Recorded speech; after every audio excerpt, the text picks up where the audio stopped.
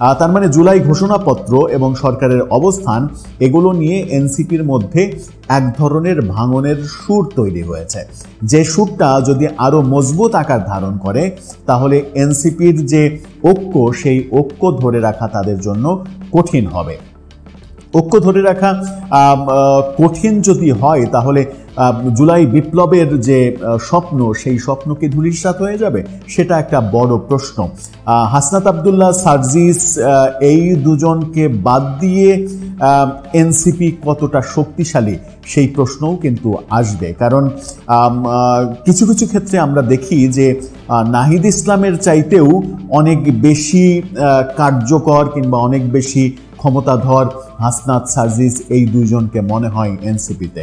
সুতরাং এই দুইজন যখন গোস্বা করেছে, এই দুইজনকে যখন বিপ্লবী হিসেবে জুলাই ঘোষণাপত্রের অনুষ্ঠানে দাওয়াত দেওয়া হয়নি এবং তাদের দাবি, হান্নান মাসুদের দাবি যে 158 জন যে সমন্বয়ক, সেই সমন্বয়ককে দাওয়াত দেওয়া হয়নি সবাইকে, এটা নিয়ে তাদের মধ্যে একটা সরকার বিরোধী এবং সরকারের ওপরে রাগের পরিবেশ তৈরি হয়েছে। সরকারের সঙ্গে সম্পর্কে ভাঙন ধরেছে, সম্পর্কে ফাটল ধরেছে।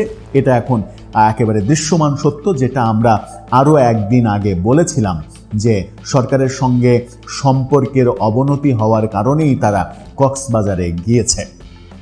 সেই কথাটাই সত্য হয়ে গেল, সরকারের সঙ্গে তাদের সম্পর্কের অবনতি হয়েছে। যদি সরকারের সঙ্গে সম্পর্কের অবনতি হয় তাহলে তারা কি বিপদে পড়ে যাবে না?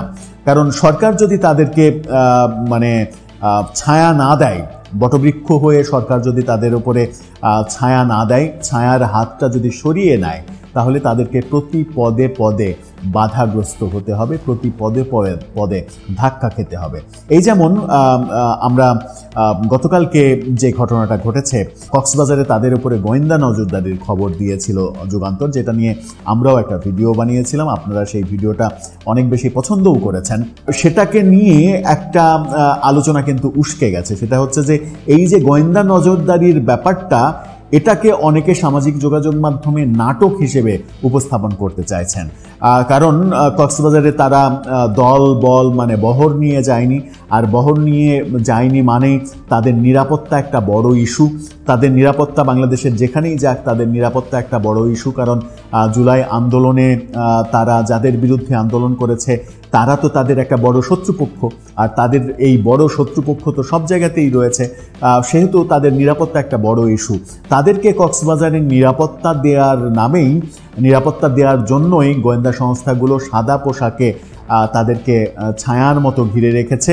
তার মানে সরকারের সঙ্গে সম্পর্কের অবনতি তারা ঘটাতে চাইছে যখন, তখনও কিন্তু সরকার তাদেরকে ছায়ার মতো নিরাপত্তা দিচ্ছে।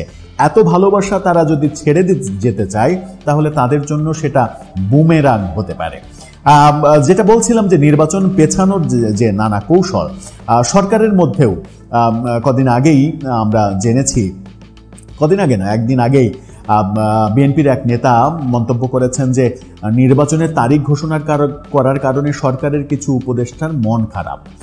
তো সরকারের মধ্যেও কিছু উপদেষ্টা চাইছেন না নির্বাচনটা ফেব্রুয়ারিতে হোক।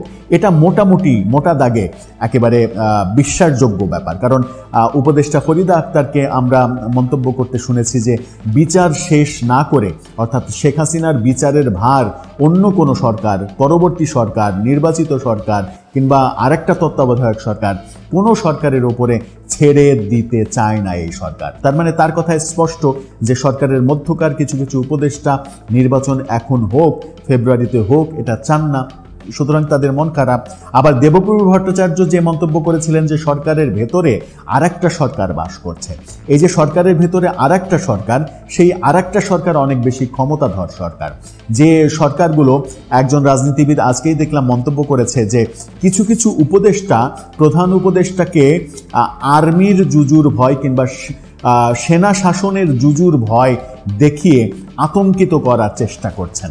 এক ধরনের ভয় তার মনের মধ্যে সবসময় যেন থাকে সেই ব্যবস্থা করছেন, এবং সেই ব্যাপারগুলো যে তারা দেখছে সেটা তাদের বিভিন্ন মন্তব্যে স্পষ্টও হচ্ছে। বলা হচ্ছে যে একটা দলের পক্ষে জুলাই ঘোষণাপত্র দেয়া হচ্ছে, একটা দলকে খুশি করতে বলা হচ্ছে যে একটা দলের সঙ্গে আলোচনা করে নির্বাচনের তারিখ ঘোষণা করা হচ্ছে, অন্যান্য সব দলের মতামত না নিয়ে এরকম কথাবার্তা চলছে।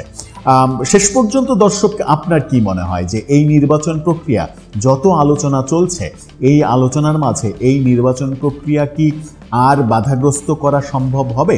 এই নির্বাচন প্রক্রিয়া কি পেছানো সম্ভব হবে? সম্ভব যদি করতে হয় তাহলে কি করতে হবে? সম্ভব যদি করতে হয়, যারা এটাকে পেছানোর উদ্যোগ নেবে কিংবা পেছাতে চায়, যে কোনো মূল্যে পিছিয়ে যাক এটা চাই, তাদেরকে তাহলে রাজনৈতিক পরিস্থিতি ঘোলাটে করে ফেলতে হবে, দেশকে একটা অস্থিতিশীল পরিবেশের দিকে নিতে হবে।